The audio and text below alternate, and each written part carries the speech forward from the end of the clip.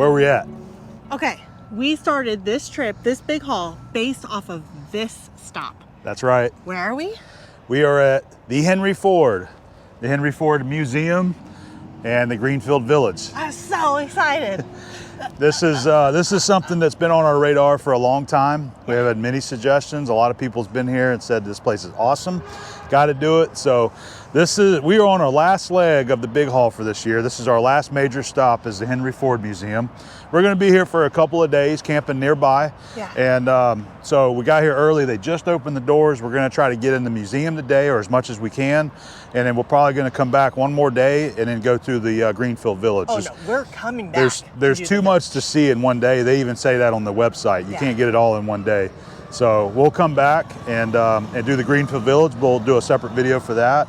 I don't even know if they're going to let me film. We're going to take the camera, and if they say something, then so be it. Then we'll do a patio chat and talk about it.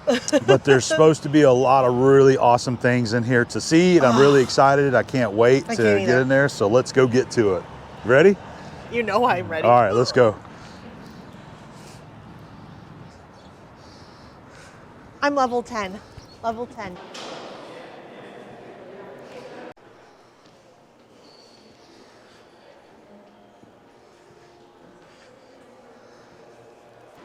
All right, well, we made it. Here we go. What do you think? So I'm already excited about that. Made in America. Agreed. Right there. Oh man, there's going to be so many. Yeah, just here's an overall kind of look at. So we just came in. I'm really excited about seeing that right there. I think Driving America. There. Look, railroads. So they have some airplanes and things like that here too. So much great stuff here to see. I'm freaking out. You want to do Made in America first? Yes. Let's start with that. Okay. The cars are already amazing right there. They're going to have the Rosa Parks buses here. Yes. So let's go check out this area. The chair that Lincoln was shot in is here. Wow. Yeah. Okay, watch your step right here. Thank you, baby.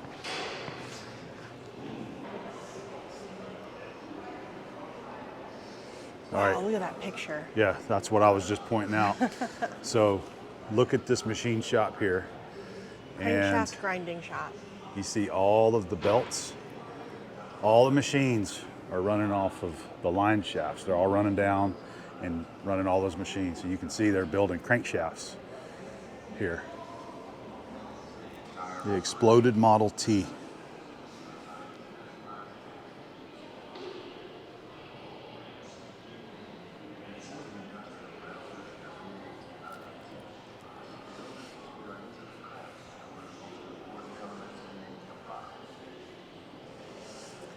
Gauge blocks. Gauge blocks.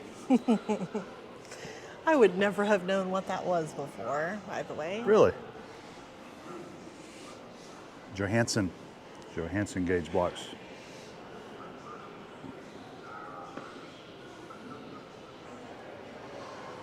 Clockmakers and their clocks. I like how it says they combine the skills of a mechanic with the taste of an artist. They all had their own special style.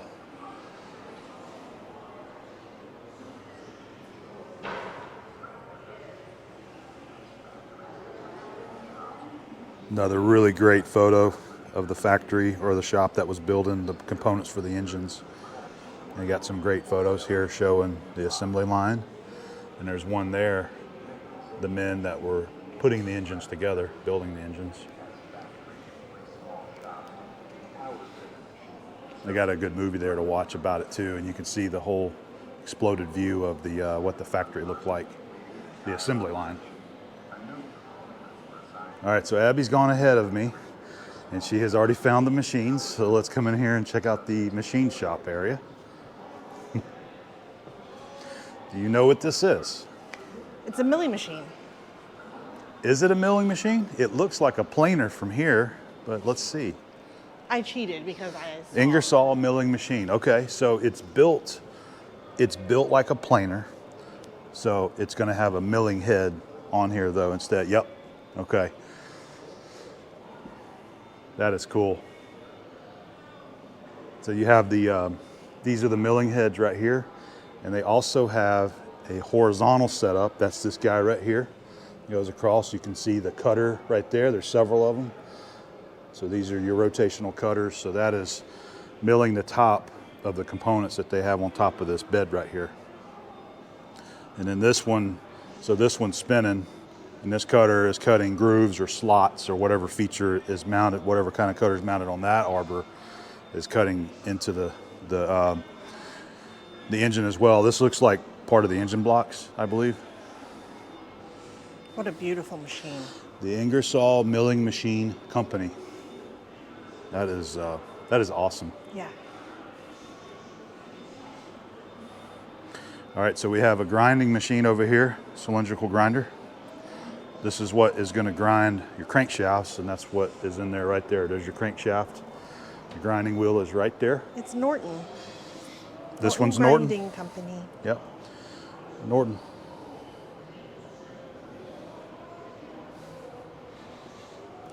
So how do you say that? Worcester. So however I say it is wrong. So our buddy Lance says that it's just Worcester. Worcester. Worcester. Like that. Kind of like rooster, but Worcester. This is The beautiful. first high production cylindrical grinding machine. Invented and designed by Charles H. Norton. It's presented by the Norton Company in Worcester, Massachusetts. Incredible. That is really cool. So I believe how this machine was used. You have your vertical attachment here, rotating. You have your horizontal attachment up in there. Well, it's really hard to see that. I need to put the light on. And I think what it was doing, it was doing two operations at once. The horizontal cutter is decking the top of the block here. And then the horizontal cutter that's rotating this way is machining the radius channel in there for the crankshaft to lay in. So two operations at one time on one machine. Keeping it efficient. And they would put, Yeah. so they would stack as many blocks on here as they can and run it. It would probably run it through, I don't know, once or twice. Yeah.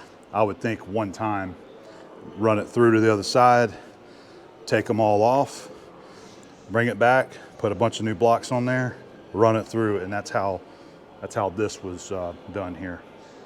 And what's just amazing is that this was just one system of many Yeah. machining systems that were needed to build each component Right. of the car or the engine, all the mechanical features of it.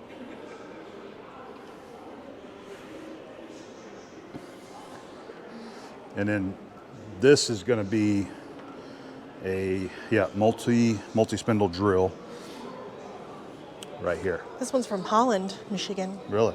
Yeah. So this would be set up with a series of cutters, and they would all cut at one time. So whatever part that was on there, they would mount it on the table, and this would come down, drill all the holes, and come back up at one time. Again, efficient. Western Machine Tool Works, Holland, Michigan. Drills up to 8 holes at one time. Incredible. Very cool.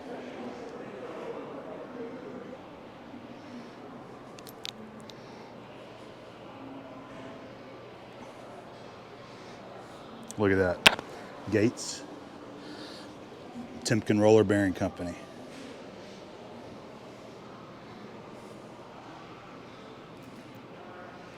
So they're going to highlight a lot of different manufacturing in here, not just the machining, which I really enjoy. But look at this. So cast iron stoves, furnace, sewing machines. Looks like we have a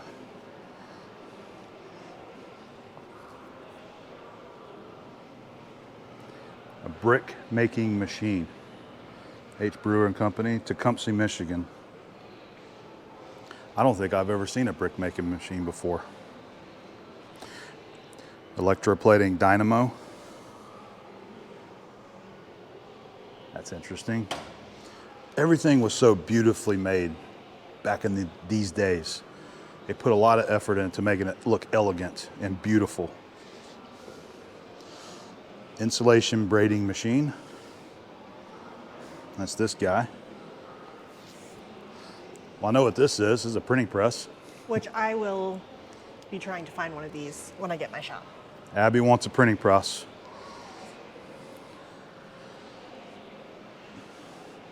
Job printing press, paper ruling machine. So this is a glass press I here. wonder why it's on wheels that way. That's interesting. That I don't know. I Obviously, think that would make it unstable. well, obviously to ways, make but it mobile. Maybe they needed to move it around Maybe. in the facility. Obviously, yes. Very well preserved. This looks like a turret lathe to me.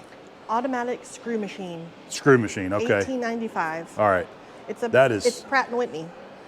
makes sense. That's what it looks like. It looks like a turret, but yeah, a screw machine. So this guy right here makes a lot of small parts very quickly. This is, most people understand what CNC machines are now. This is the predecessor to CNC machines. And you see it was completely flat belt driven. The belt would come down from the top and drive right here. This guy is probably moves to move the belt to one side or the other. A lot of ingenuity went into stuff like this right here, man. It would have been amazing to see that work. You have cutters here, you have cutters there. So it does a bunch of operations and then cuts the part off. Falls off, I guess it goes down into here and you collect your parts. And then there's another milling machine right here. Is that for oil? Look how That is. beautiful that Yeah. is. I've always wanted to make something like that. I think you should. That would be a great project. Yes. This is Brown Sharp. That is a very, very early Brown and Sharp milling machine right there. 1895.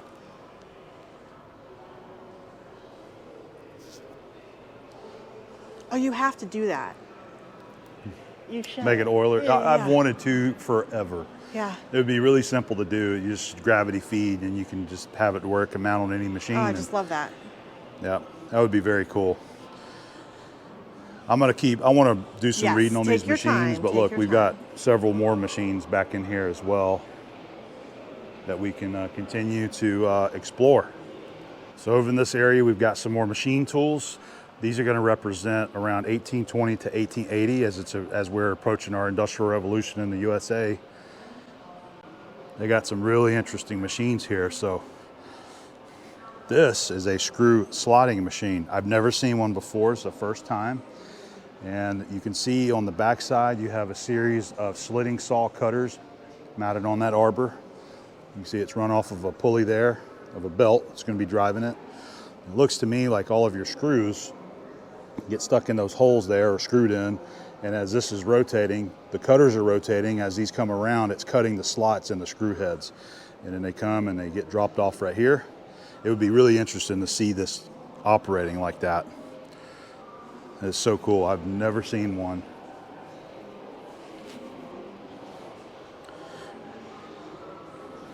All right, and I think this guy right here is a wood copying machine. Let's come around here.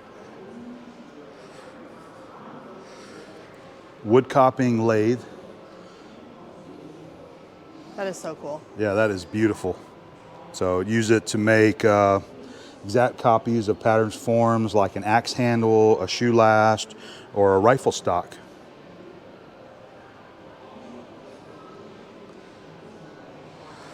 And then over here is a rifling machine. Looks like a little lathe, but it's a rifling machine. So you can see these are some of the early machines that represent gun making in America.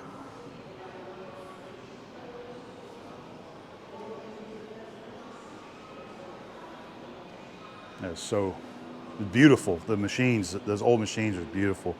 And we got some examples of some of the guns that were produced here in this cabinet. You got a Colt right there. Look at the different gun parts.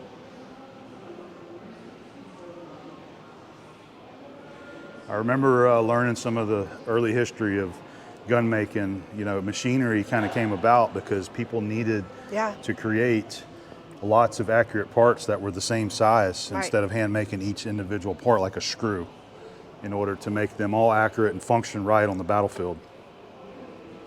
Very cool. A lot of really cool machines in here. Let's move over here and see some more of these guys. This says it's a belt sander. Never seen one like this before, You but see it the is. way that it's painted? I Yeah. mean, it's just gorgeous. Yep, you can see the pinstriping on it. I need to get my light on here because it's hard to see this. Here. Is that CF Pentagill? Does that help you any? Yes. Pentagill, yeah, CF Pentagill Machinery Company. Amesbury, Massachusetts. Very cool.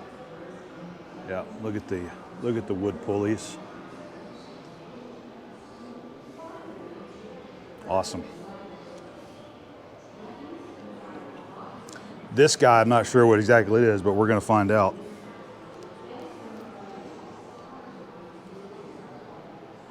Look at those wooden beams they used to build that.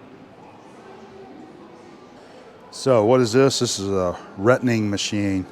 Machine was used to finish the tenons on the wheels spokes before they were driven into the hub.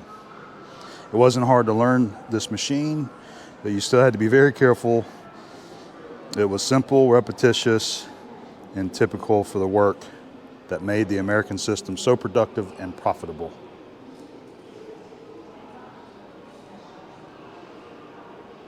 Mortising machine. So that's a wagon wheel hub on there.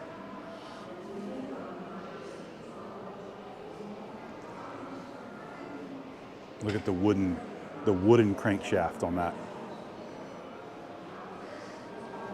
And this handle here was used to operate it. Hub mortising machine. There you go, there's an example of your wagon wheel hubs. And this right here looks like a classic bandsaw. J.A. Fay. I've seen quite a few Fay machines over my years. They built a lot of them. A lot of people really love these old bandsaws because of how beautifully they were casted and created, like the wheels. That's a very common way to create wheels of all types back in the day when they were all casted. They had the wavy spoke pattern on them. I know that you are really excited about this, but that is the chair right there. Oh, that's the chair. The Lincoln chair. It's hard It's to right there. So it's hard to focus on all I this know. stuff because just behind you have other really interesting That's things over there, like the Lincoln Lincoln chair. chair. We saw the Rosa Parks bus earlier. Yes. We're gonna get all that in. Did you go in here? I haven't been in it. So what is Okay, that? It's a shoe shop. It's a shoe shop. It's really Wow, cool. that is cool. All right, so much greatness here. Let's keep moving. All right, so here's some more machine tools. Now these are your planers Yes. right here. See, it looks similar to the milling machine that we first saw. Look at the side. Look at the bird on there. Oh, This is so I cool. love it.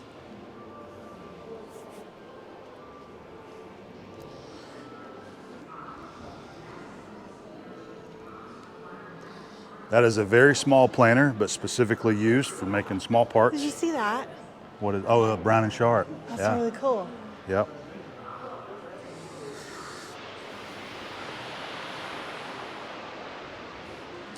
So, okay, so this one's a Putnam. Maybe both of them are. Finchburg, Massachusetts. Back there you have the metal lathe. That's a Chamberlain, Boston, Mass. And this is a gear cutter.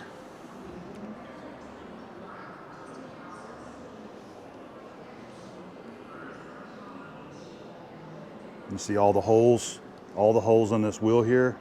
That's for indexing, however many positions you need to index it to cut your gears. Drill press. I've never seen a column like that underneath the drill press. That is beautiful. Look at what they say about machinists here. What does it say? They were an elite bunch. Yes, Their skills were irreplaceable. yes, they were. Look at this surface gauge right there. Look how beautiful that is. Wow. I've found a couple posts like that for surface gauges. I show in the steam engine that's going to be running the shop. And I'd like to make a model of the shop sometime, Yep. of your shop. Wow. See that little, there's like a little vise. Ah, that's so cute. So this large machine earlier that I wasn't exactly sure what it was, this is a wood planer right here.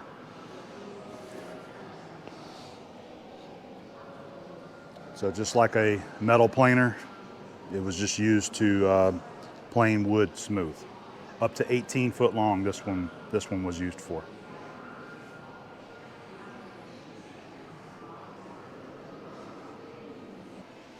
All right, so this is gonna be the shoe shop right here. Let's see if we can take a peek at this. It's gonna be a little dark. Let me see if I can help that any. This looks like the boiler. You guys can't see that. I apologize, but they just got it really dark in here.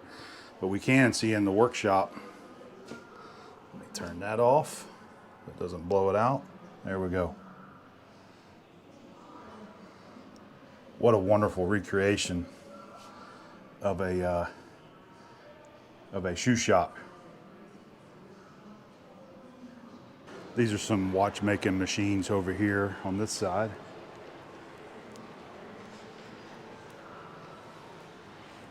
Very similar to the same type of machines that I run, lathes, mills, you know, machine tools. These are just built on a very, very small scale for making very small, intricate parts for watches.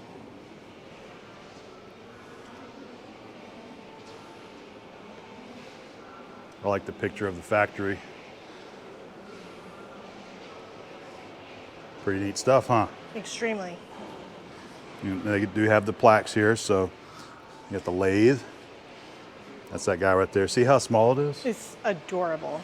Pinion cutter, a screw machine, a drill press. So there's the drill press in the back right there. That is the milling machine right there. Milling machine and a gear cutter.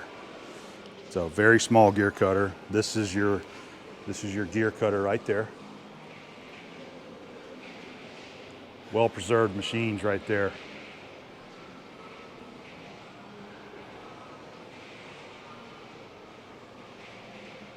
And here we are. This is the other section I was hoping to find. Steam Powers American Industry, 1840 to 1880 is what this represents.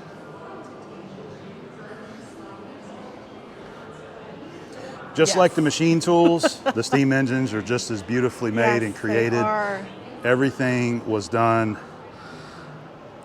It was utilitarian, but it was done in an elegant, pretty way. They wanted to design everything beautifully. They took a lot of pride in what they made. They absolutely did. What they made it on.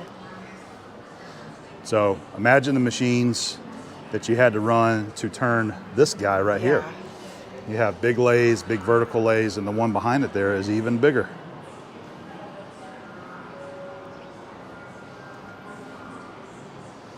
So if you guys get a chance to go to the Soule Steam Festival in Meridian, Mississippi in November, that's where you need to go. There's so many of these machines on display running that you can see. You can walk right up like this and see all these guys running. Maybe we'll be able to see it run. They have a demonstration today at 1:30.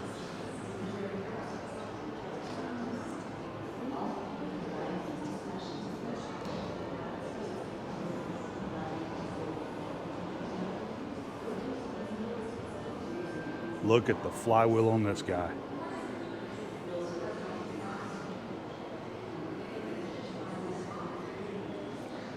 You see the pit? That is one of the most beautiful things I have ever seen. It's huge. It really is. And to be this close to it, it's awesome.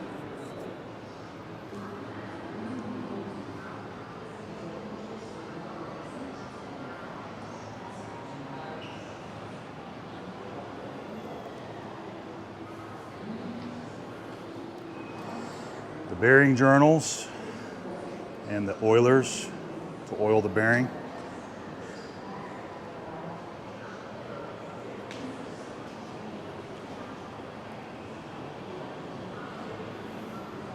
Beautiful. All right, so tell us what you discovered over here. This is a model machine shop with line shaft. It How absolutely cool is. That? Look at all the miniatures. All right, so you have the planer, the shaper, the milling machine, the Look at a little lathe, shaper. the drill press, and the grinding wheel back there. Look at that. All being run by the big steam engine right here. So this engine right here is an example of what it was used for, to run an entire factory, a entire machine shop. So you can see the big flywheel and the flat belt coming up to the line shafts up top. One line shaft would jump across to run other line shafts. They were all connected together by belts. And each machine would be put underneath one of the line shafts and a flat belt running down to it to operate it. This is an amazing model right here. And then you also have the... It says factory of Edison. Oh, okay, yeah. Well, what I was going to point out, so that's the boiler back here. So that's the boiler that's creating the steam Laboratory. for the steam engine right there. That little shaper is the cutest thing I've ever seen. I want one. I want one for my too. desk. I do too. I want one for my desk. I've never made a miniature before, but that would be fun. Yeah, I think we should. That is cool. Another one of their steam engines on exhibit right here. They said this one was used to power the sawmill in Niles, Michigan, and it later ran the machine shops of a Michigan Central Railroad in Michigan City, Indiana. It is the oldest American engine in the exhibit.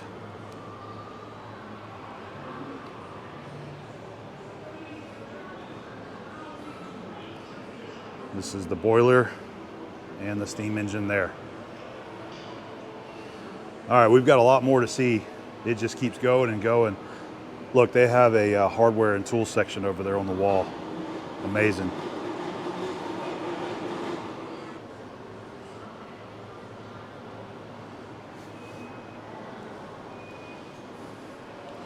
This is a portable steam engine. Portable steam engine. How cool is that? Look, they got it on a skid so they can set this wherever they need to. Kind of like a traction engine.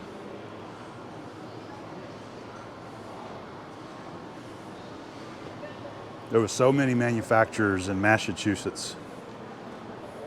Lawrence, Massachusetts. That's why we need to go there. Absolutely. All right, so what is this guy? What does it say? Okay, hold on. I don't know.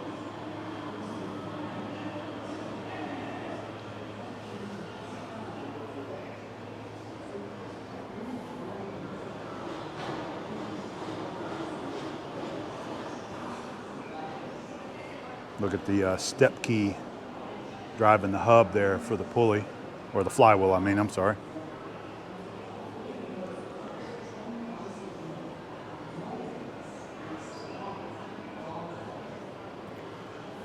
What does it say? The pictures are great. Did it come off of a ship? Stationary steam engine. It's just Gothic style, which is gorgeous. I think it looks like a church. It was just a different just style, so so this is beautiful. more of a vertical style then. But like, look at this. You know, that's a great photo. Rendering.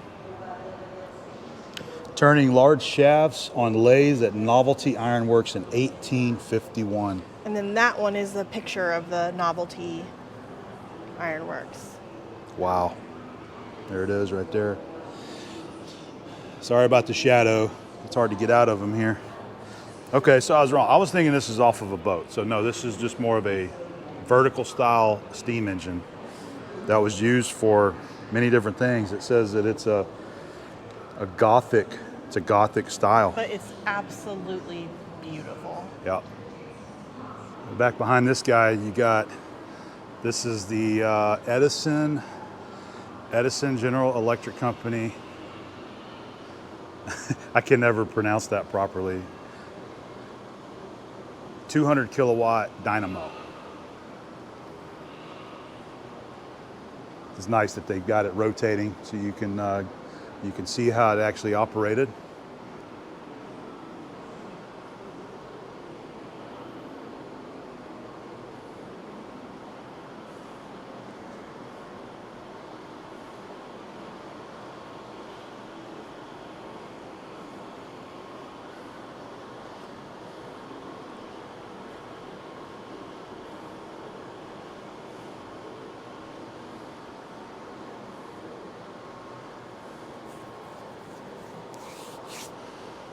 It's a model of the Edison Central Station.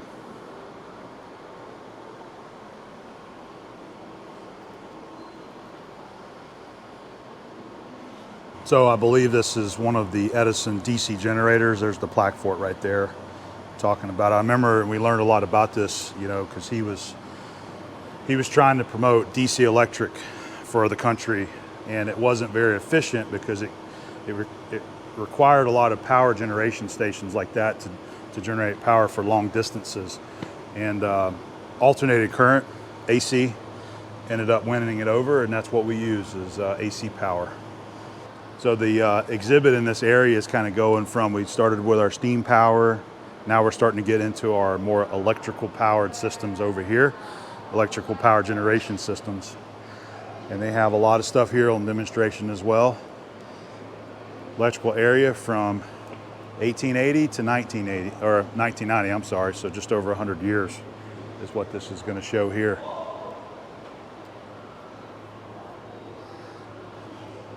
I don't even know where to show you guys at. I'm definitely going to go check out the hardware section over there.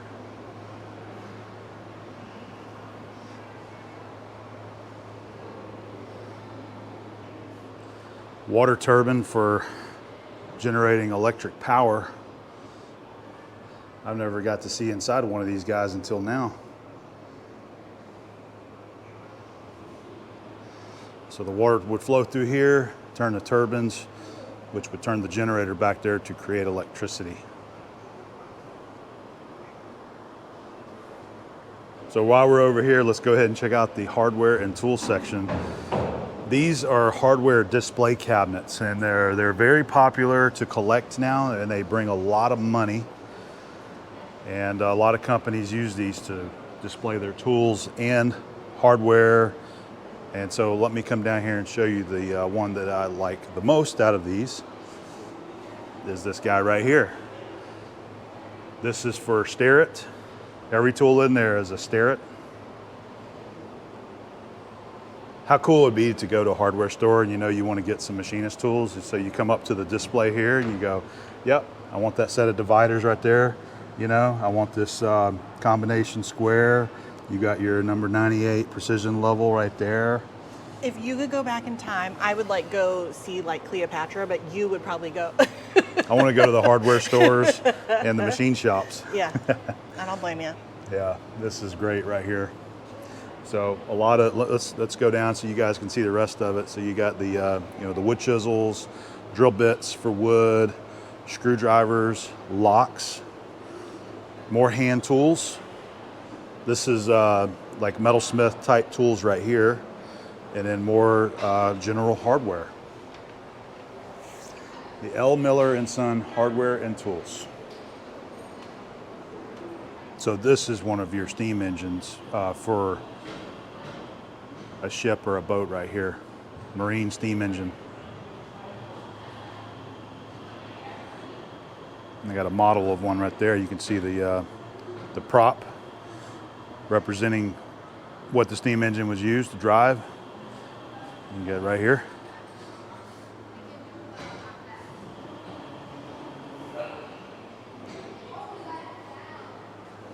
Let's go a little further back into the power generation area back here. Everywhere you look, there's so much cool stuff. You see that over here? Look at this over here.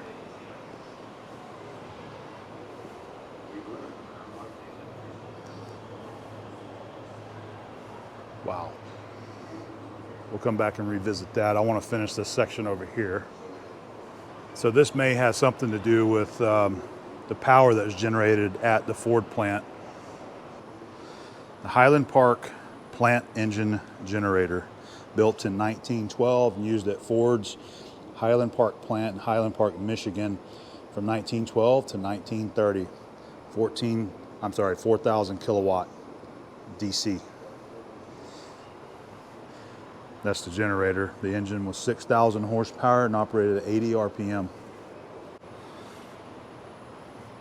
So this guy was one of the power generators used at the Ford plant. Henry Ford. We've got a really informative plaque here. He had 9 of these guys built. And years later, he had this one moved to where it's at right now for the museum. And these guys are what helped build the Model T and other vehicles after it. Let's take a walk around this guy.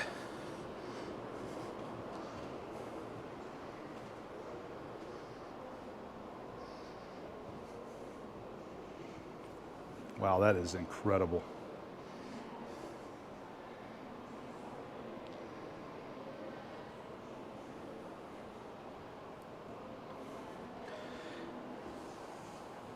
Combination gas steam engine built by the Hooven Ovens Rentschler Company, Hamilton, Ohio, for the Ford Motor Company in Detroit. I like how they're numbered. That one says 11, this one's number 12.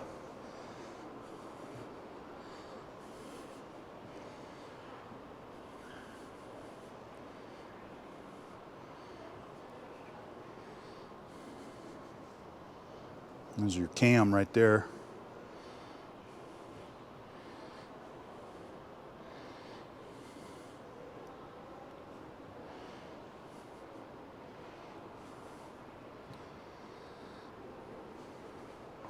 There's your generator.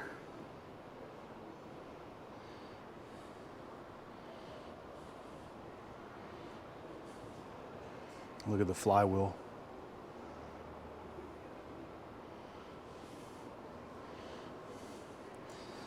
Absolutely incredible. But we'll come over here. You can see the crankshaft that I'm talking about.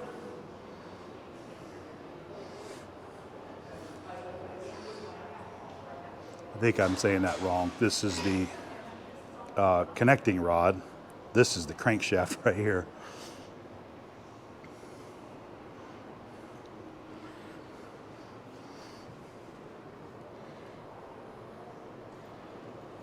Wow. Oh, look, they got a, look at this picture back here showing all of them. So you can see, I believe that's all 9, 3, 6, 9. Yep. Bridge cranes there to pick them up and move them. Awesome.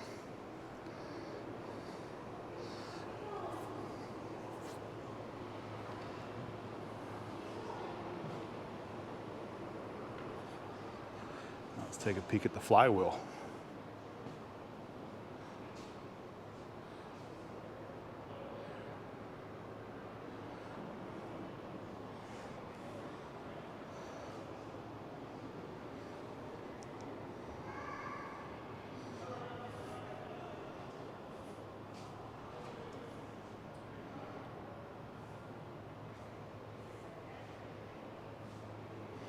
Even the columns is part of the design of this. It's incredible how many cast iron columns are holding this up. And I heard one of the other museum members telling somebody that where we were standing up here, that was actually ground level here. This was underneath ground level. All right, we just had us a nice lunch over there in the Plum Market. We're right next to the agricultural section. We're gonna walk through here and take a look at all the machinery, all the ag equipment. This is pretty cool here. Basically riding on a steam engine right there.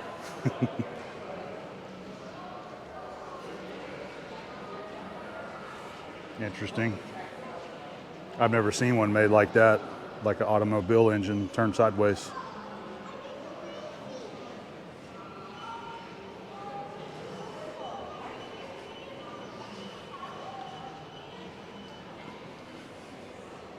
Well, look at this big boy.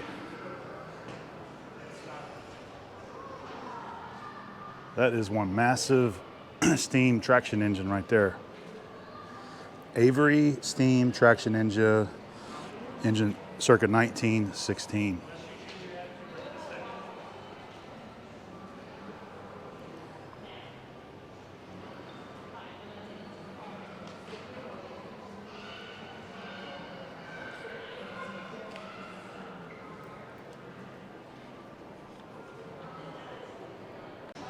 There's an Alice Chambers. (1914), and a Bryan. This is one I've never seen before. Bryan steam tractor from 1924.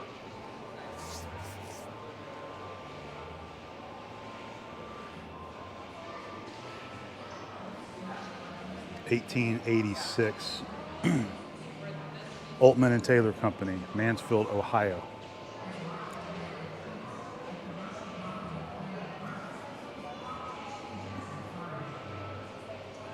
You guys probably know this, the Wienermobile.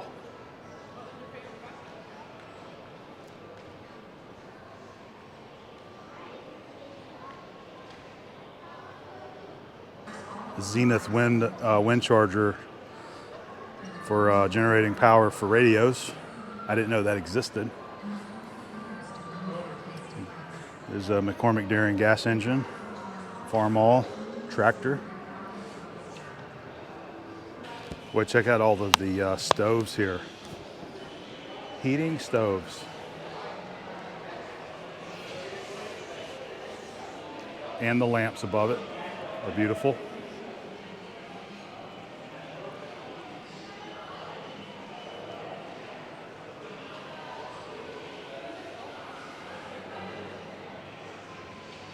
They've got some demonstrations of homes from the era over here. So this one looks like it goes back into the 1800s here. An 1840 kitchen.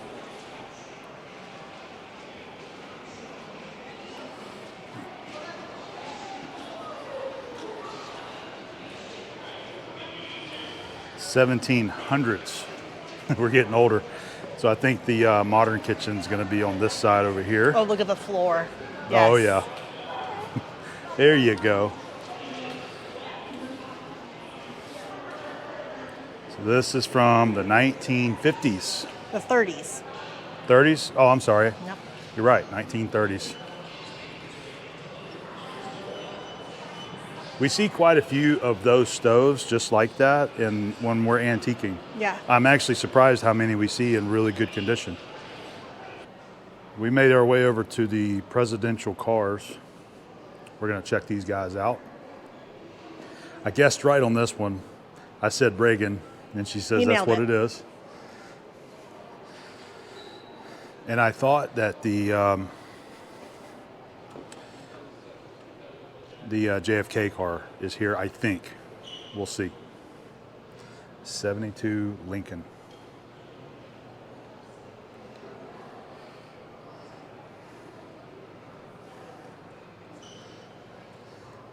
There's a whole nother section in there we're going to go into for American cars. This is it. This is the one? Mm-hmm. Yep. John F. Kennedy. Wow.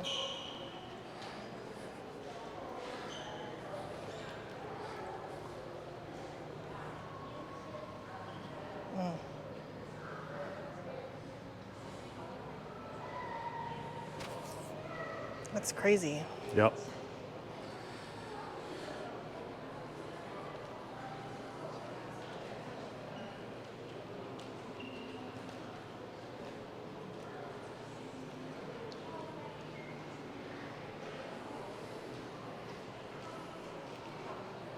All right, so where was this one from?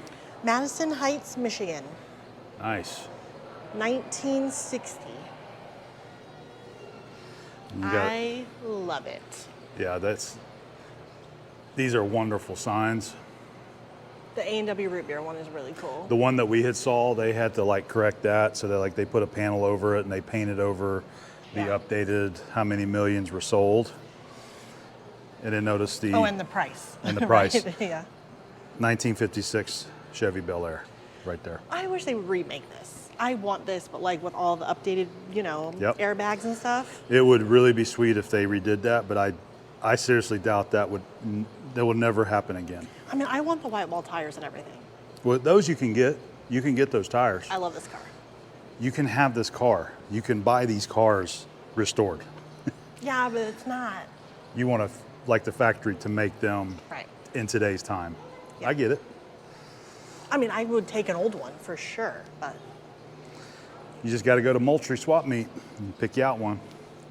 I did want to point out they got a cool White Castle sign there, A&W Root Beer. I'm not sure what that one is. Some cool Americana right here.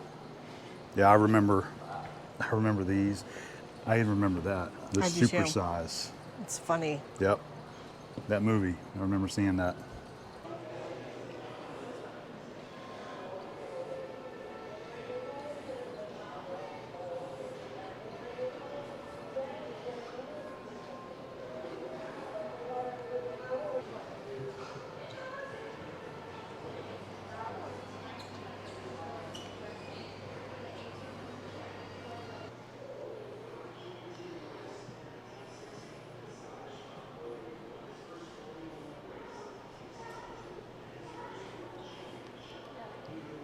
There it is, the Model T. It's funny that it's not black. It is funny that you bring that up, because what did he used to say? A customer can have the car in any color as long as it's black. There you go. Is this the? I can't remember. I'm not really good with all these old cars. Is that it? Essex Coach sedan. Oh, I don't know. Okay, 24 Essex Coach. It's really pretty though. Because I believe look at the stamp. I believe it was the.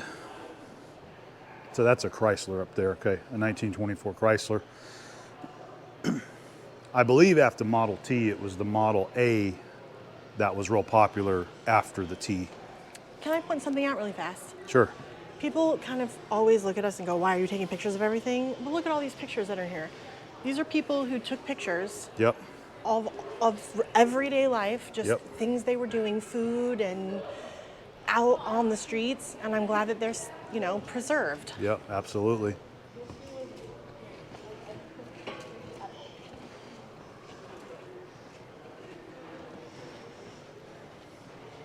I actually enjoy seeing these photos from the national parks. Me too. When we go and visit. Agreed. How they used to go into the national parks with their old cars and do their picnics. These are just everyday life living, and that's what you should take pictures of. Just anything that you think is pretty or you want to remember. Please take a picture instead of carving your name in something. I don't like that, especially at national parks. You're right. Look at the camper right there. That's so cool. You can see a bunch of these guys at the RV Hall of Fame up in Elkhart, Indiana. Which I loved. Very cool. Well, we still have a lot of cars to see. We're going to keep moving down the line.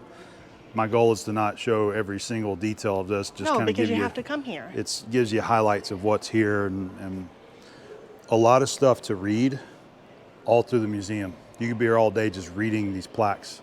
Let's just take a walk, shall we? Mm-hmm. I want the pink one. 55 Bel Air, Corvair. Let's see what you guys recognize here.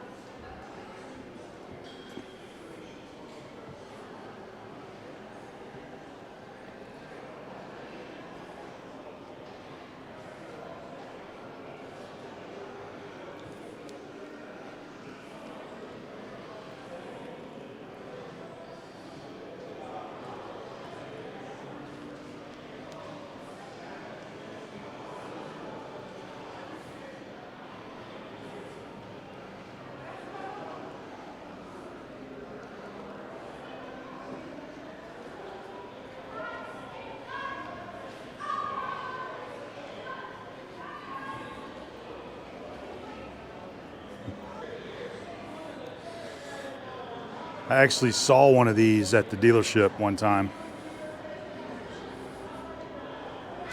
And I want to say that it had to have been this model. It didn't even have air conditioning in it.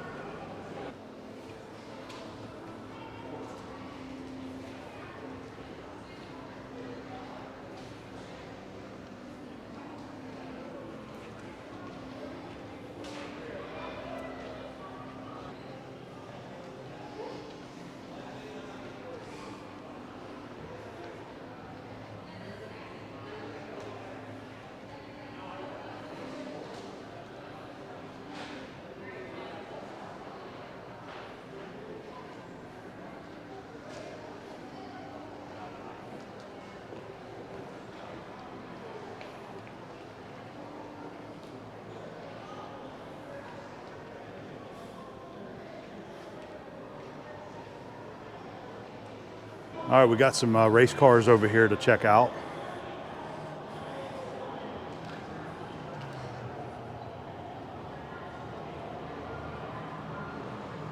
So this was really cool to see here because I actually watched Trevor Bayne win Daytona in this car when it happened live. And I thought that was the coolest thing. They've got some information there. He was 20 years old and won the Daytona 500.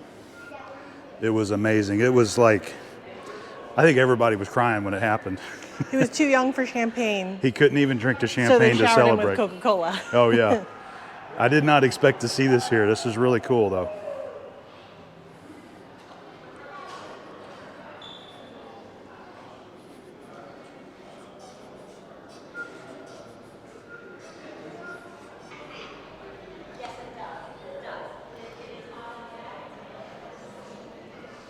Better look inside the car. I don't think I would fit in that.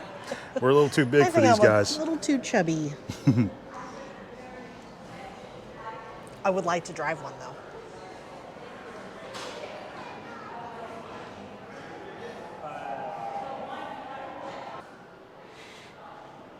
That's one of the original bricks from Indy.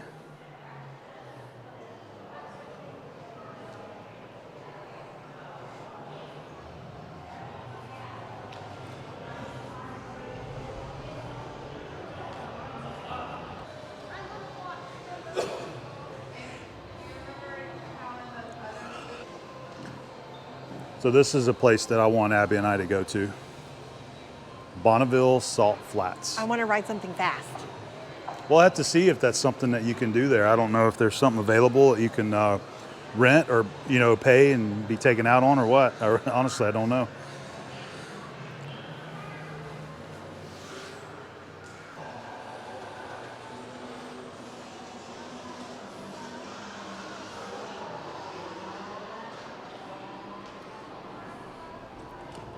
Look how beautiful that is. Oh yeah, look at the wooden wheel, chain drive.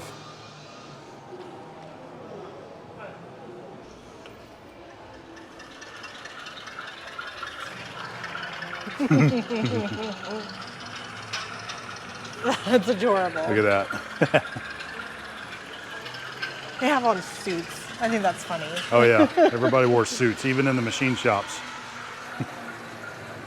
This is Ken Block's car.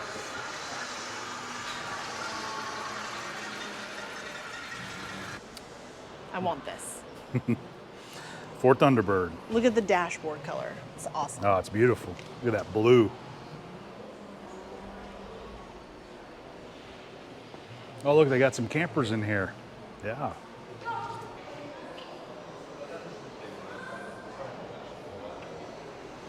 So there's a bunch of these like this in the RV Hall of Fame. There was actually quite a few manufacturers in the early days of automobiles that were building these.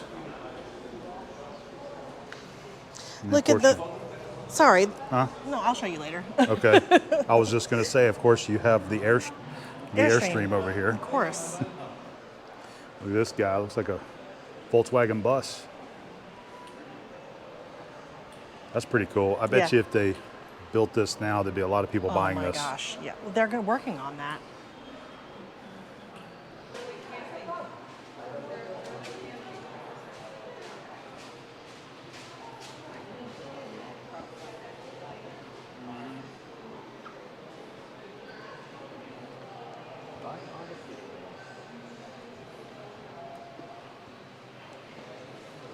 This is all about the vacation. Look at the little cabin. Oh. The vacation trip, planning the vacation, lodging. Yes.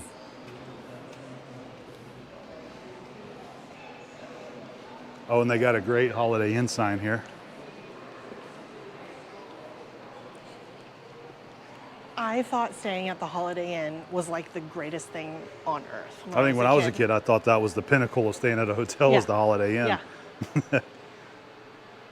I love how they have this this cabin here on display. Approximately 1936.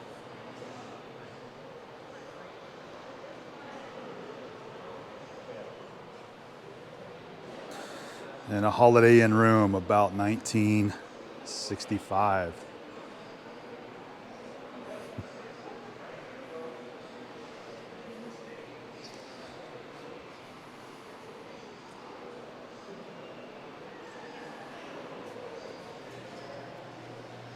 Packard.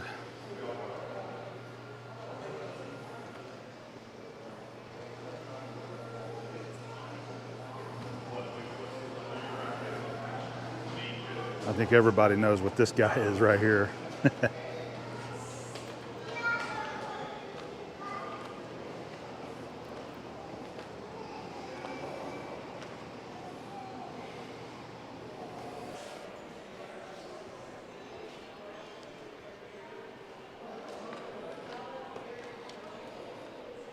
So which presidential car is this one? This one is Franklin D. Roosevelt. Okay. And it was also used by Harry Truman, Okay, cool. who's from my hometown. That's right.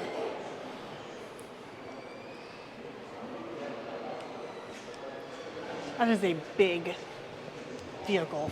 Yes, it is. It's beautiful. And then here's another presidential car. So who did this one belong to? This one was Teddy Roosevelt. Teddy Roosevelt, okay.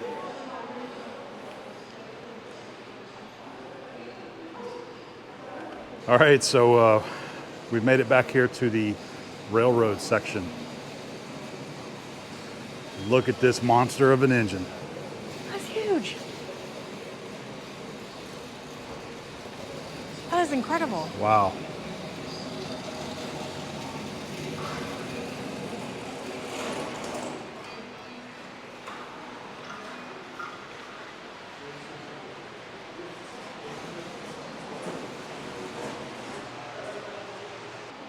You really cannot capture this, you know? 1941 Allegheny locomotive. That's incredible. I'm just going to take a walk down so you guys can kind of see this. There's a bunch of them here to this left side as well. We'll try to get some of that in the video. This is Lima Locomotive Works up there.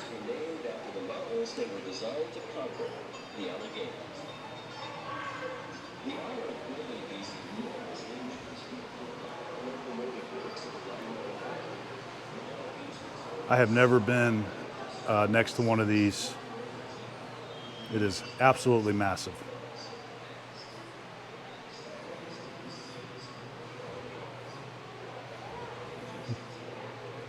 $1941. Yep.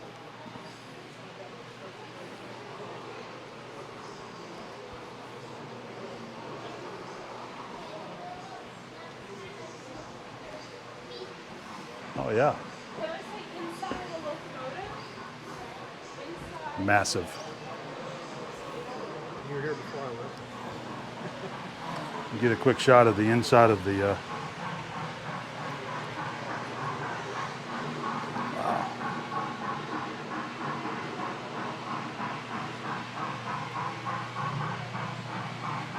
It's so dark in here, it's hard to see it. Yeah, it is. It's incredible, though. Yep. Oh yeah. Oh. Massive. Oh, Oh, look I at you. Look at all the levers. Yeah. There's your window you can look out It of. still has that smell. Oh yeah, definitely.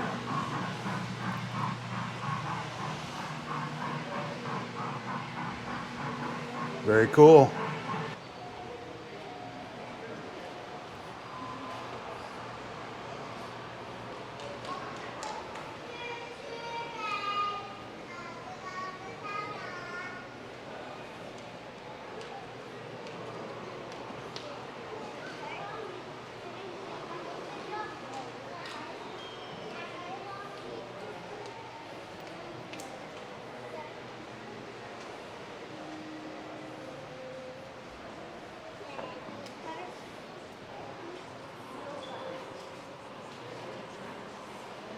That's Check really that one cool. out. Yeah. Is that a snowplow? Yeah. Canadian Pacific snowplow, 1923. That's amazing. It's huge.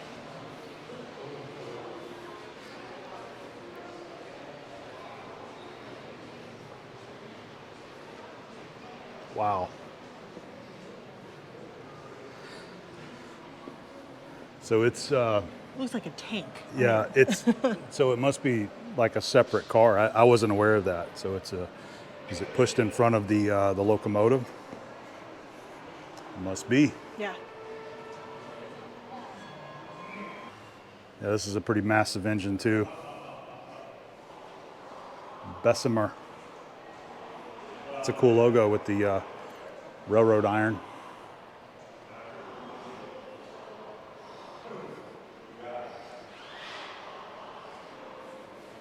Ingersoll Rand.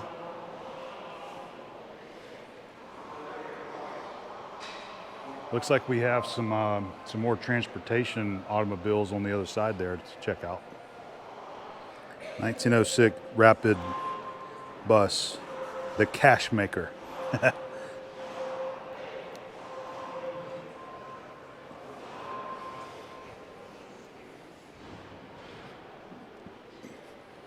'74 Ford C700.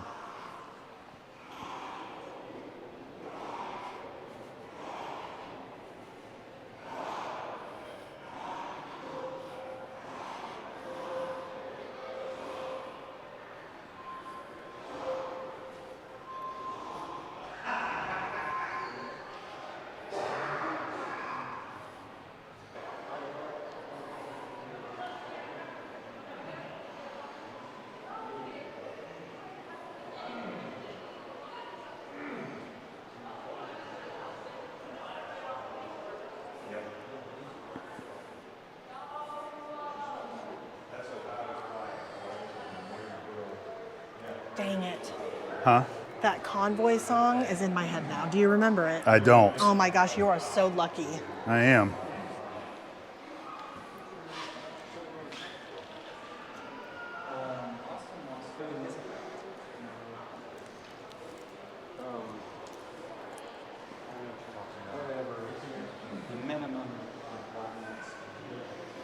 Look, that one's powered by a motorcycle engine there, and it's belt driven.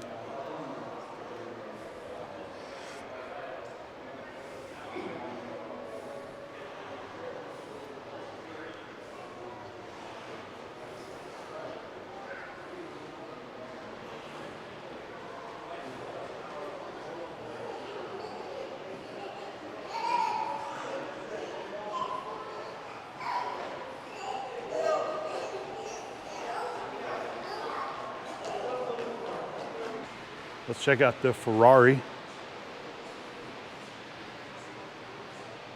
85.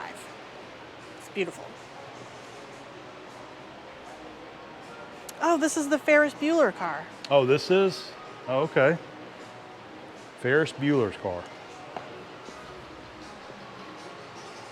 This is the It's the car in the movie? car. Okay. What are you pointing at? It's the M&M, guys. Oh, the M&Ms.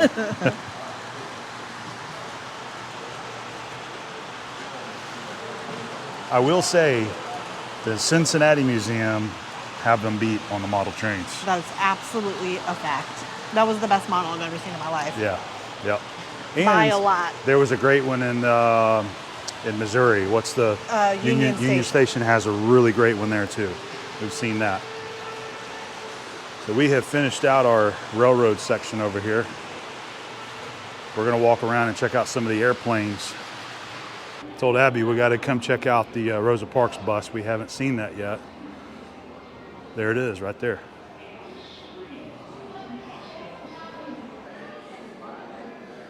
There it is. Well, looks like they're doing they've got a tour going on in there right now. So this is 1955.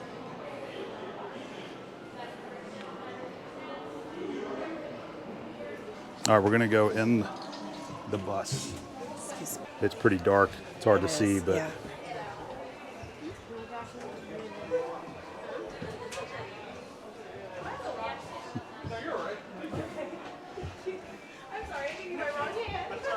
It's amazing. So I believe this was the seat right here. Yeah.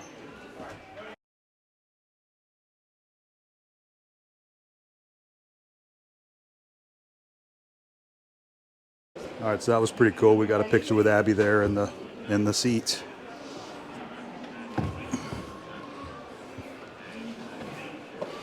It's really dark inside, so I apologize about the dark video. Chills. That was wonderful. Did you like that? Yes. Yes, I did. I hate that it felt I'm rushed. actually kind of emotional about it. Really? But I think it's really cool. It is really cool. Do you want to spend some more time in the bus? No, I got to sit in her seat, so that's really cool. Yep, and I'm getting it on video so everybody can see your emotions to it. All right, I did want to point out that this entire exhibit here around the bus has a ton of information It does. about the history of this and civil rights. There's quite a bit of stuff to learn and read from in here. Yes. Stuff that I just too much to put on video. All right, so first of all, she's still emotional from the Rosa Parks seat. As a graphic designer, I just would like to point out that between the F and the L in flight, they need a hairspace. All right, so her being a graphic designer. I don't like it that they're touching. It's just, it's the font. It's a really good font, but it's just, you need a hairspace. But that's a mistake though, right? I mean, it's not a mistake. It's right. It's just that I like it with a hairspace. It looks like it should be spaced like the rest of the letters though. It does. Because look at the L and the I and Exactly. the G, it's There's spaced, but between, the F and L is not. So the F and the L should not touch. Abby notices things like this when we're out, just like we look at we look at machines and we look at welds, you know? Yeah, that's exactly right. So, all right, we're gonna go Everything else is beautifully done though, by the way. Everything is great. Yeah. This is the Heroes of Flight exhibit, so we're gonna check this out. We did learn a lot about Ford and their involvement with building airplanes for World War II though. That was a really, really great show about that. What year is this? You remember?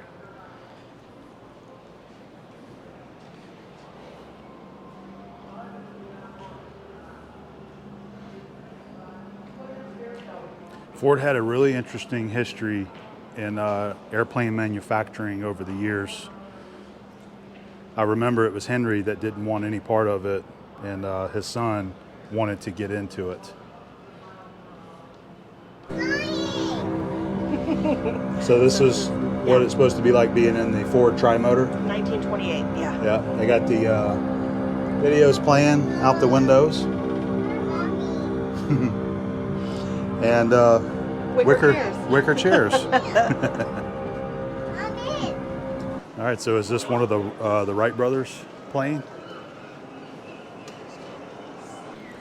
1903, the Wright Flyer. This is a replica, by the way. It's not the original.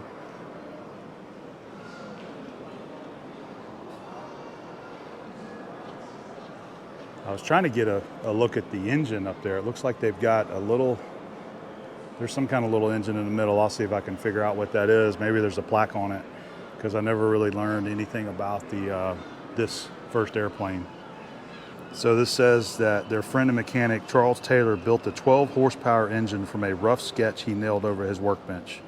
That is amazing. I mean, I was trying to find a little information on the engine though. I'm gonna let Abby explain where we're at here. All right, this is the Disney exhibit inside the Henry Ford Museum. This is villains and not villains, I guess. But it's the real costumes. The real costumes from it's the the ones movie. they wore in the movies? Correct. Okay. So like this one right here is Beauty and the Beast. So you can see Gaston and the Beast. Belle is just over there. One of my favorite movies of all time ever is National Treasure. So Nicolas Also, Cage. Nick Cage wore this one here. Yep. Okay. Ben Gates, Nicolas Cage. Very simple costume. Yep, just a jacket and jeans. We cannot leave without showing the one on the end. I want to point this one out first, though. As a Go ahead. child, I thought this was a very freaky movie, Return to Oz. I think everybody did. Did you guys watch that? Okay, this is the original Julie Andrews Mary Poppins. I'm going to cry again. Mary Poppins costume. Wow. It's incredible. 1964, so they've been holding on to that Even one. her umbrella is there. Oh, yeah. Any others you want to point out? Let's go see Jack Sparrow. Oh, yeah.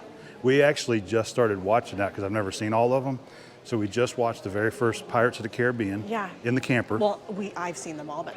I haven't seen them. Okay, this is Captain Barbossa. Okay. Here's the character there and the outfit. Love the hat. There. And then here's the Jack Sparrow. All right, so Johnny Depp.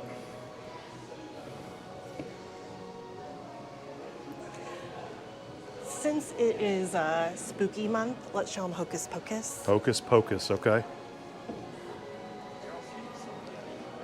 So it's right here. Yep. The Three Sisters. Okay. This is one of the most popular ones probably because everybody loves that I think- movie. And the second one just came out. I recognize this as being the Dalmatian movie. This one right here is from Enchanted. So that's Yep. the Amy Adams dress and the Susan Sarandon one. She was, we watched the documentary on the making of the dress there. Yes.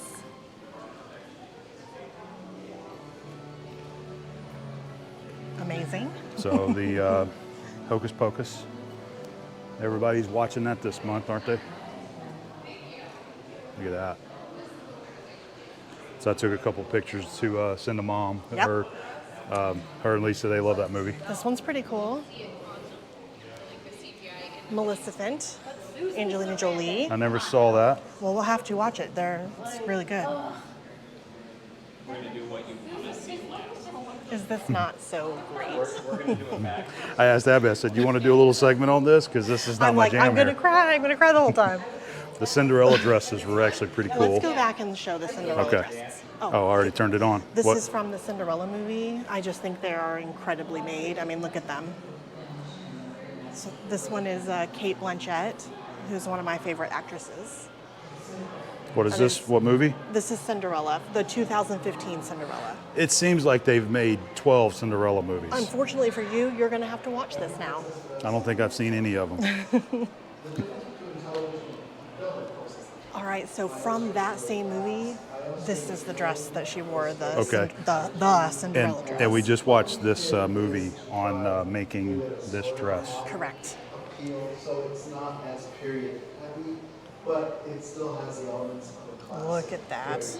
They said there was 500 hours put into making this dress right here. 18 people and 500 hours. So Nice. Sandy Powell's the designer of this.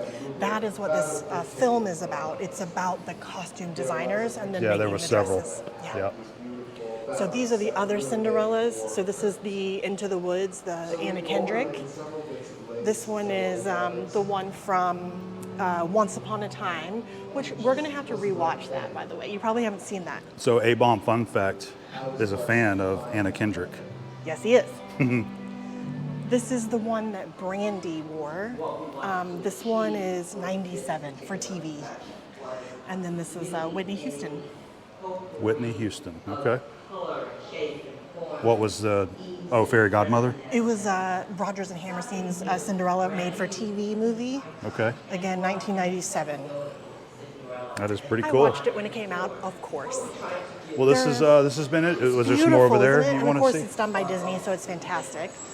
This is a That rotating squeaky exhibit. sound. I forget what else they have. It This is only seasonal in here, and then they change it out and they put something else. So this is also from the Cinderella movie. So this is Lily James and Helena Bonham Carter, who I love in that movie. So yeah, Oh, there you go. There's the costumes. in everyone go action. back and watch these movies. You should. They're classics, all of them. I All love right. this. You were a great tour guide. Thank you. Thanks. So Oh, I you did remember see we it. watched? There's a Yeah. really cool documentary on I think it was Netflix that when they dug up the ET video games Yeah. from the landfill. And there's some photos right there that talking about that incident where they dug it all up. So these were buried in the landfill whenever Yes. Atari finally just, when they went belly yeah, up, they dumped them. they dumped everything out into a landfill, and these were recovered from that. There's some pictures from it. So check it out. I believe it's on Netflix. See, there's a picture when they finally found some of them. They knew that they were in the right spot. This is pretty cool here. Look, 1980 to 99. I know. I had to laugh at this one around the corner. What exhibit is just this? Like generations. The generational, yeah, like, that says exhibit? Generation X. Like, look at this. I had all of these things. Oh, wow. Okay. So we did the yo-yos. I had a pager. I had the Discman. I was super into my Game Boy. I had rollerblades. We did have this computer. You did. An iMac. And of course, I listened to all of those. Wow. I definitely had the PlayStation. Oregon Trail. Oh, I love that. You can play that on your phone now. Really? I mean, it's not the same, but Well, there's a lot of neat stuff. We just kind of stumbled into this. I want to walk through here and check some of this stuff out myself. All right, so this is going to be my section right here, Okay, 1980 yep. to 99. and mine as well. So apparently Generation X, according to this plaque, is up to 1979. See, we had this too, the Atari 2600, but we had the other, I can't remember the other one that they had, but we had both of them. Did you have one of these? Yes, we had a Yeah. VCR, Yeah. and I remember having cable boxes I remember when Mom and Dad had cable installed. You getting me? Did you have a Swatch? Because I did. No, is that what that is? Yes. I don't know what it is. I don't remember that. The Game Boy, I would play that today if I could. The movie channel, Best of 81, HBO Cinemax. I remember we had HBO. I think we had HBO and Cinemax. I just remember having some movie channels. We didn't have a computer until probably early mid 90s, somewhere in that range. Internet in a box. I remember when those were real popular. That wasn't me. I didn't have those. I didn't have one either. I thought they were really scary. Look at the cameras. Those are the ones that you wind up. Oh yeah, and yeah. then I you take a definitely picture. did that a lot. That's a pager. Okay, I had one of those. I had a Nextel. Motorola? It was a Motorola phone with the walkie-talkie on it. That's pretty cool. This is neat. I didn't even know this was in here. I find the Atari stuff really, really fascinating, though. I think that's totally cool that they got one of the cartridges for the exhibit here. It's pretty cool. That documentary talks about Atari, from its birth until they ended. Really kind of sad what happened to them. And the history of that ET game, they claim it was the worst video game that was ever created. And I think they had 6 weeks, to make the game. Wasn't that right? Something It was 6 weeks they had to crazy. cram it in, and it was awful. Yeah. So anyway, let's go around and see some more stuff. Look at the TVs.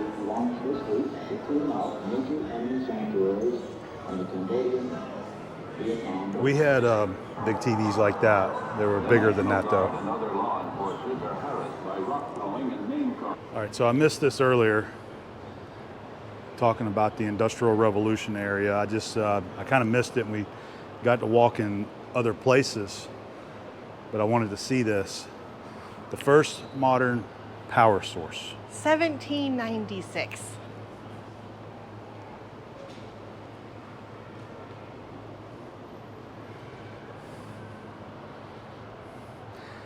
The Watt Canal pumping engine.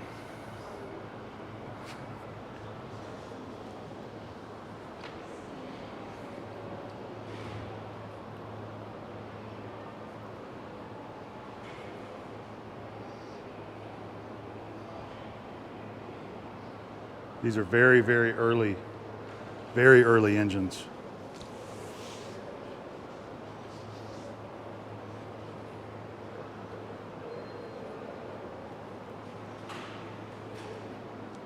Well, at least it's nice and quiet back here. It is. A grasshopper engine.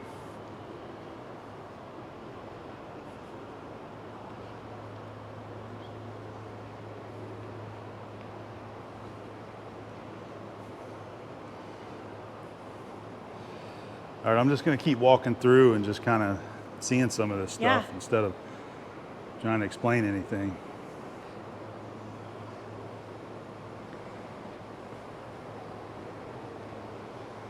You know, I don't think I saw over here.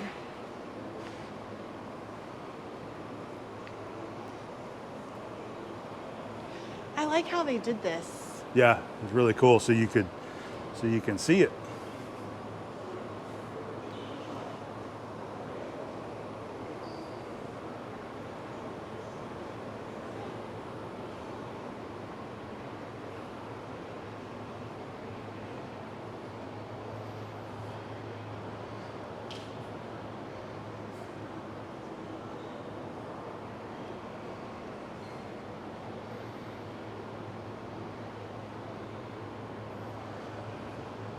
Look at this lathe. Did you notice that? What year is that one? 1816. The I believe that's Maudslay precision lathe. Clock and instrument maker.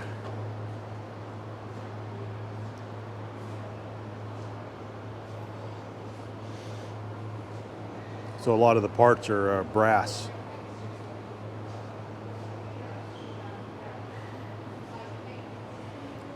There's another lathe over here.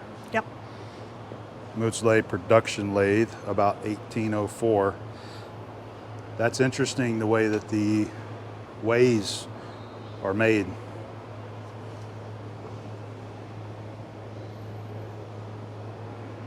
It's beautiful. All right, so now I see what this lathe was used for, what was invented for. It was for making lead screws.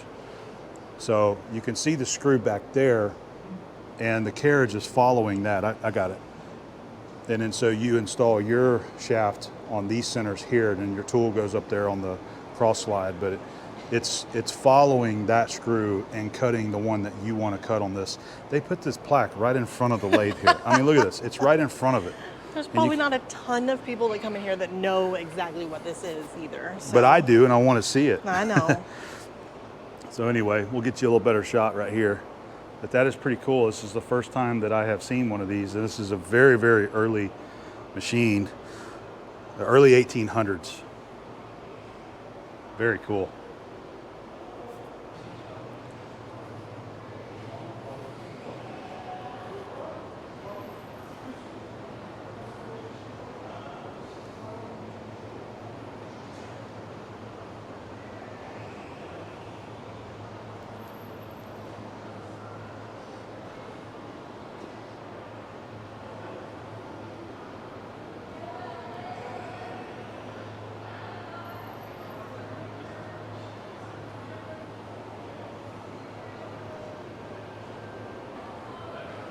There's a few more engines to enjoy. That's an electric motor.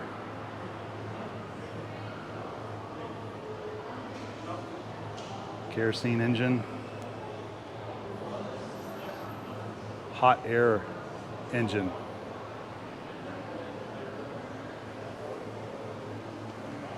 And a water motor.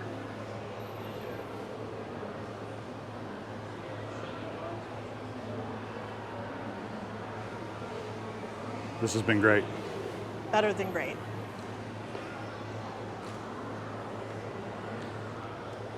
Well, our little visit at the Henry Ford Museum is coming to an end. I want to say that there's no impossible way that you can film and show all of the things in this museum. Abby's trying to show you her shirt. What does it say?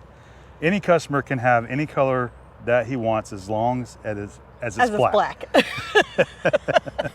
Henry Ford. It's a great quote from him. I'm sorry, keep going. All right, so there's so many great things to see. We were trying to rush through the last few exhibits, you know, because we're tired. It's 4:15. We've already been here for almost 7 hours now. Yeah. and just in one day. So I really would advise, our plan was to come here and have 2 to 3 days to see everything. Yeah.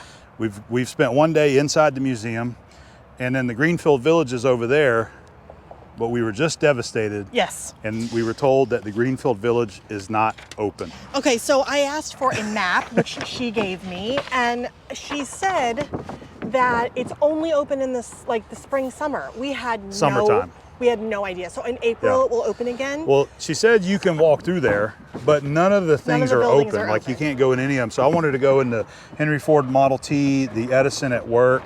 I mean, we're not usually foiled with our plans. I do a lot of research. I never saw that. We never looked up the hours, and that's our fault that we didn't do that. But I mean, the weather is beautiful. Like I wouldn't have thought. I can understand at the end of the month, at the end of October, I can understand it being closed. But I mean, to be honest, the museum was lightly trafficked today. I would have to say probably. We did good by getting in at 9:30 because it wasn't that busy. It got busier throughout the day, but it did. I bet in the summertime, It's nuts. It's hard to even enjoy it. Yeah. But seriously, this has been one of the most impressive museums that I personally have ever been in. Yes. So many great exhibits. Even that generational exhibit that we saw there towards the end was fascinating. So many great things to see. Try to plan 2 days. That's what I would suggest. Have 2 days. Come in here, spend about a half a day here. You get tired of walking around. Come back the next day and see all the rest of the Oh, stuff. there's a siren for your video. Perfect. Just like home. Just like home. I will say that getting here at 9:30 is the way to do this. We got here when it Get here early. opened, and it was perfect. We got to do what we wanted really early without really anybody bothering us. Yeah, there So was that means only the machining stuff. There was so- only a couple people that walked through the machine shop area, Yeah. just seeing the machines, and even back there in the power generation area, wasn't a whole lot of people back there. But it was truly fascinating seeing that type of machinery and equipment that I've never got to see up close before. I definitely think that this is the best museum I've ever been to. I have to say, it was. And I did wonderful. not show everything on. There's no way you can capture everything. No. My goal is to try to give you an idea of what it's like in there, show you some highlights, some really cool things up close. Yeah. But give you the idea of what is in there so that you can come and check it out for yourself. Yeah. That's what I was trying to do. I loved the Disney exhibit. Let me show my. Yeah, and I messed up. I was trying to. She wanted to do a reel for Instagram, and I was trying to keep them short. Oh, he's so cute. I hit stop on the shutter button as soon as it started opening up. You know what though? I have done that to you so many times because just messed up that you owed me. So we're not even yet. I did but owe you one. you I did owe you one. You owe me like 5 more, I think. So that's okay. You got your little Mickey souvenir. Yep. And you got to run a plastic injection molding machine. I did, and I really wanted all of them. They're $5 a piece, and they're all over the museum, which I think is a really cool souvenir to take. It's a memento. Yeah. Exactly. So you'll have that on your shelf, and you'll always remember where you got that. And of course, my T-shirt. So I had to get that. And they did not have my sticker. They did not. And I was like, oh, we'll just get one in the village. I'm always disappointed. I go to a place and all I want is a cheap sticker, and they're like, oh, we're out of stickers. No stickers. How can you be out of stickers? You're a souvenir shop. Anyway, we've really enjoyed our visit here at the Henry Ford Museum. We are tired. We're going to head to our camp and relax. And we don't know what we're doing tomorrow. Yeah, now we've got a day off because I'm not coming back down here if the place isn't open. So that'll be another trip for another year, I guess. That's exactly right. But I'm glad we got to tell them so they won't do it. Yeah, look up the hours. Yes. Always check the hours before you do something. I was looking forward to that like so much. I was really excited. There's so many things in there I was hoping to see. The Edison shop, the Edison. I got to see a movie on what was in there. That was incredible. So, all right, well, we're gonna get out of here. We're gonna get out of here. You ready? Yes. Hopefully you guys enjoyed. We'll see you on the next video.